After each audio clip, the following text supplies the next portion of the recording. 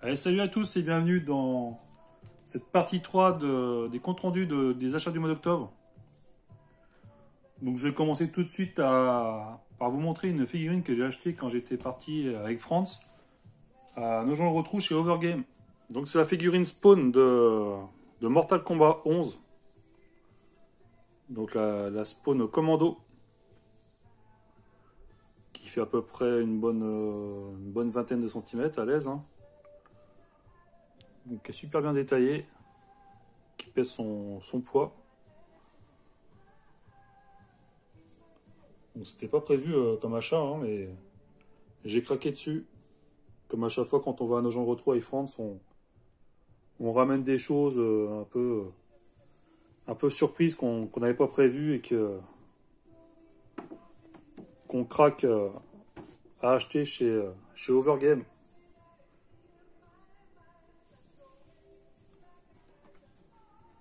Donc une figurine McFarlane, hein. Donc voilà pour la figurine Mortal Kombat 11 de Spawn Commando. Allez, on commence les jeux avec un jeu pour compléter ma série des Sonic sur 3DS. Donc c'est le Sonic Boom, le cristal brisé. Donc une exclue 3DS qui était sortie en 2014. Développée par Sanzaru Games, un studio américain qui est une filiale de Facebook.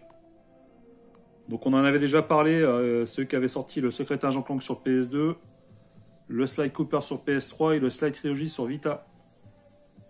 Donc édité par Sega, hein, comme d'hab, pour Sonic. Donc là c'est considéré comme un des pires Sonic sortis à ce jour, avec celui de la Wii U. Donc c'est une préquelle à la série télé Sonic Boom, et qui elle-même est un spin-off de la série Sonic qu'on connaît tous, qui a vu le jour sur Mega Drive.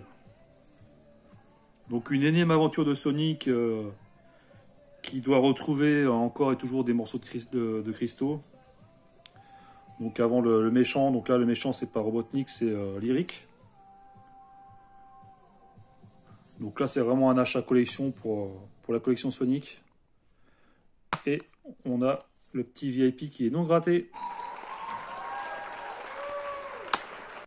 Donc il ne me restera plus qu'à trouver le Sonic All-Star Racing Transform pour finir la série Sonic sur 3DS. Ensuite on part sur DS avec un achat Vinted, toujours pour compléter une série. Donc c'est le TMNT, les Tortues Ninja. Donc sorti en 2007 sur GameCube, Wii, GBA, PC, PS2, PSP et 360. Donc développé par Ubisoft Montréal, donc le studio québécois qui a été fondé par Ubisoft France en 97 et qui est spécialisé depuis dans les AAA comme Splinter Cell, Rainbow Six, Far Cry ou encore Assassin's Creed. Donc édité par Ubisoft. Donc c'est un des 3 Tortues Ninja présents sur DS. Et il ne me reste plus qu'un à avoir, celui qui est un peu plus compliqué à choper. Donc là, c'est inspiré du long métrage animé qui était sorti également en 2007, qui avait été réalisé en images de synthèse. Donc là, ça fait partie des moins bons des tortues, hein. Donc là, on est sur un environnement 3D. 3D et assez sombre. Malgré qu'on voit on voit quand même que c'est assez clair là, mais quand on joue, c'est vraiment pas terrible, hein. Mais bon, pour la collection Tortue Ninja, ça fait l'affaire. Alors, il est estampillé, ne peut être vendu séparément. Mais alors, j'ai pas trouvé d'informations pour pourquoi. Est-ce que c'était dans un pack ou je sais pas du tout. C'est assez bizarre. Allez, un petit coucou à Zenji Sanctuary qui a présenté le collector du Just Cause 3 il n'y a pas longtemps sur sa chaîne. Donc là, c'est un achat Easy Cash avec le Just Cause 2, sorti en 2010 sur PS3, 360 et PC, développé par Avalanche Studio, donc une société suédoise qui a été fondée en 2003. Donc hormis la série Just Cause qui a débuté sur PS2, ils nous ont sorti le Mad Max en 2015 et le Rage 2 aussi. Donc c'est édité par Square Enix. Donc c'est un GTA-like ou un jeu d'action à la troisième personne qui se déroule en Asie du Sud-Est. Où on incarne Rico Rodriguez. Rodriguez, père et fils. Donc moi je connais pas du tout la série. Donc ça va être la découverte. Mais bon, j'espère commencer par le 1 et j'espère aussi le trouver sur 360, que ce soit le 1 et le 2. Parce qu'il est compatible sur la One. Donc je préférerais les trouver sur 360. Pour l'instant, j'ai trouvé à pas cher celui-là. Puis j'aime bien la jaquette et tout, les stylés. On va continuer avec un jeu acheté sur Vinted. On va faire un petit coucou à RPG. Je pensais le troller avec ma version que j'avais trouvée, mais le coquin il l'avait déjà. Donc c'est le Killer Instinct Definitive Edition. Donc c'est une exclu console Xbox One qui est sortie en 2013. Et également sur PC en 2016. Donc ça se décompose en 3 saisons. Donc la première saison a été développée par Double Helix en 2013. Et la deuxième et troisième saison a été développée par Iron Galaxy. Donc à l'origine ça avait été développé par Rare. Donc édité par Microsoft. Donc un jeu de versus que tout le monde connaît, je pense.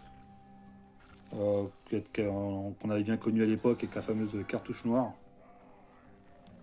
Sur Super Nintendo avec la soundtrack et tout. Donc là on est sur la version définitive de cette édition là. Donc ça contient les 3 saisons complètes sur la galette. Les 26 persos, 20 arènes, ainsi que les Killer Instinct 1 et 2, les classiques. Et puis des bonus. Donc la version la plus courante qu'on voit, c'est la Combo Breaker Edition. Qu'on peut différencier, bon déjà là c'est marqué Combo Breaker Edition. Le Killer Instinct, de mémoire, je pense qu'il n'est pas brillant. Et sur la jaquette, on n'a que ces 2 persos là. On n'a pas les 6 là. Donc là, la Definitive Edition est vraiment plus dur à choper. L'autre, il y en a à foison, mais alors celle-là, un peu plus compliquée. Et on va finir en faisant un petit coucou à Mehdi. Avec un jeu acheté chez notre ami Overgame de Nogent-le-Rotrou. Un super prix défiant toute concurrence. Donc c'est le Death Smile Deluxe Edition. Donc une exclue console sur 360. Sortie en arcade à la base en 2007. Et 2 ans après sur la console. Donc développé et édité par Kev.